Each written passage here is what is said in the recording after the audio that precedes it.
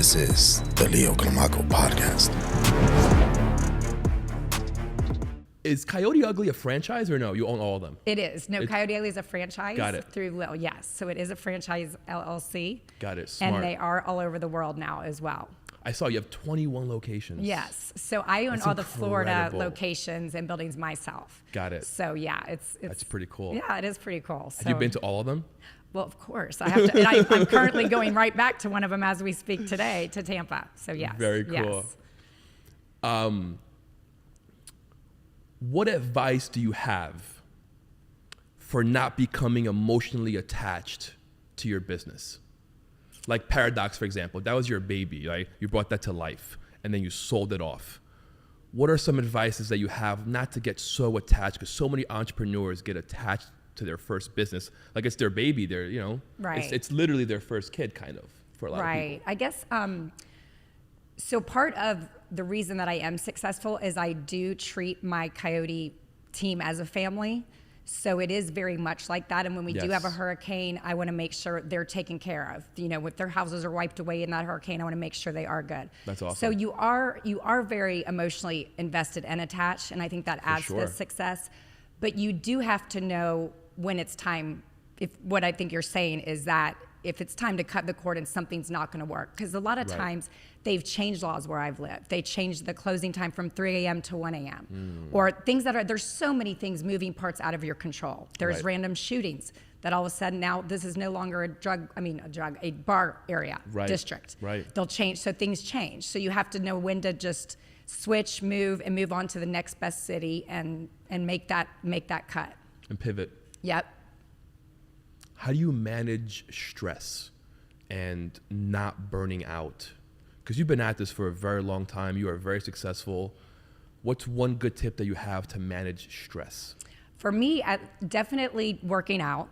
A new thing I definitely do is the cold plunge, hot plunge, does that yoga. work for you? Do you like that? I do. I did start doing that, and it really, really does help. It really raises your endorphins for the rest of the day to get you through it with energy. I bought one, and it's staring at me in my garage. Okay, so you're going to do it tomorrow. Okay. Deal. Yeah. So, but it really is just, and then having friends, a few friends you can talk to. Things like that, but it really is. It's being an entrepreneur. I'm not gonna lie. It's not for the weak at heart. It's not. It's the definitely zigzags, the up and downs, the roller coaster ride. 100%. And you are. It's a lot on you. At the end of the day, you're the leader. Like when we went through COVID, I would have to act extremely strong and be such a leader. And then you go home and you're kind of like, what am I really gonna do? How am I? Because we didn't understand how to navigate what that was really gonna look like. How long are we really gonna be closed? Right. How long were you closed? 6 months. 6 months. So we were closed 6 months. And I was just extremely fortunate that I did have 4, and we had been open for 18 years. So I had money built up to get through that time. So I feel very, very, very bad for the people who did just open and then that hits, because you really didn't have any control over that. Yeah, for sure. And that was so sudden. It was from sudden. One moment to another, everything shut down. And it shut down at our busiest month of the year. So yeah, but it happened during spring break. So I'll never forget it. It was March 17th. April, yes. Yeah, it was March 17th, and you got a call that morning. You can't open tonight. And that was it. So we had to figure out for all our staff. We did. It was like, okay, let's get them some Publix gift cards to feed their kids, to do this, because they make cash. Yes. So that's another thing, is you got to think, you are always thinking of other people and that. So the owners, we come last. I say we eat last. So we're, we got to make sure they're all good and they can get through it. And then we did, and very blessed. How big is your staff that you manage? I have great general managers who run each individual property. Okay.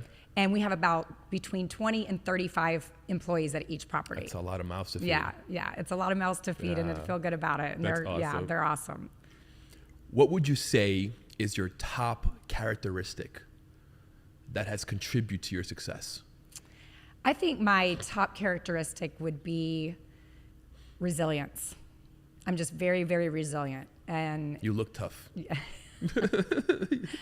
Well, I guess that's good. No, I mean like strong mentally. Yeah, you have to be very, very strong mentally. And again, I go back to the never give up.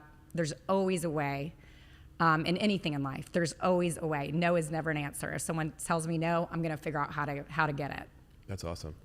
One of my favorite books is Napoleon Hill, 3 Feet from Gold. Yes, that's a great one. I do read a lot too. Yes, you have to read. Yes. Again, always learning, always Yes. growing.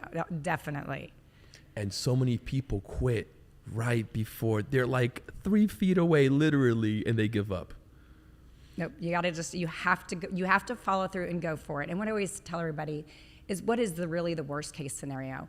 Right. Like for me, I had a wonderful job as a designer, and it was like, again, I wasn't going to not fail, but what if it failed for whatever reason, even out of my control? Right. I go back to a job I love. At least I tried and I did it. And I don't have that when I look back 20 years from now. God, I really wish I'd have opened that business. Right. Having that regret.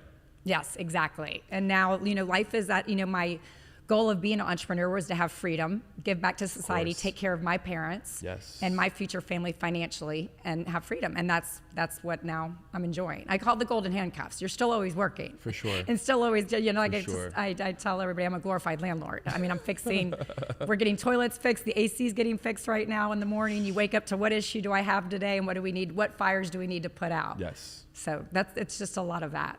But you're in charge. But you're in charge. I'm my own boss. And you're calling the shots. Yep. And that's what, It's a much better position to be in. Correct. Than taking the calls. Correct. Absolutely. And again, I have a great team that really, they've grown with me since day one. I had someone start with me as a security at $8 an hour who now owns part of 2 of them with me. That's amazing. So I really grow my team with me. And I think that's so important. And again, has allowed me the freedom. Because you're building from within. Absolutely. You're Absolutely. your own. And you want to reward the people who have been good to you in the hard times. And, you need that. I mean, sometimes there's tough times for me and I need someone to fill in or do things. So right. Going back to the regret, me personally, I have anxiety about not doing it than doing it. Like I would rather risk it all and lose than to have that regret of, man, could I have done it? Absolutely. And they'll tell you, they just did speaking of reading, they just said that. What are the 5 top things people say on their deathbed? They're like, not opening that business. I wish I would have. That's one of the top 5. Because when you work for someone else, you don't have control of your daily life and your hours and how long you're working. And you never test yourself. You don't know what you're made of. Correct. Right? Like when you risk it all, you're really betting on yourself. And you're really telling yourself, no, this is there's no option B. It's option A. Yep. Let's go forward. Correct. And when people are like, it was like, there's never an option B. I mean, it's only A. And again, I always figure out how to navigate through anything. Amazing. Who was Joanna in high school? Wow. In high school, I played sports. Okay. Very much into sports. Played softball and basketball. Basketball. And I was a B student, not straight A's. Okay. But I did get a scholarship to Georgia academically because they came out with that at the time. So that was Were you a popular girl?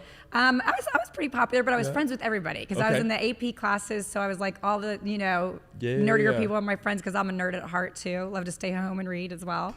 And I love like Bauhaus and love going to all the cool concerts and Jane's Addiction, all that fun stuff. So I think I had a variety of type of like every group of person was my friend in high school. Where'd you go to high school? I went to Lassiter in Atlanta. In Atlanta, yeah. Okay. Yep. So I was born in New York and raised in Atlanta. Got it.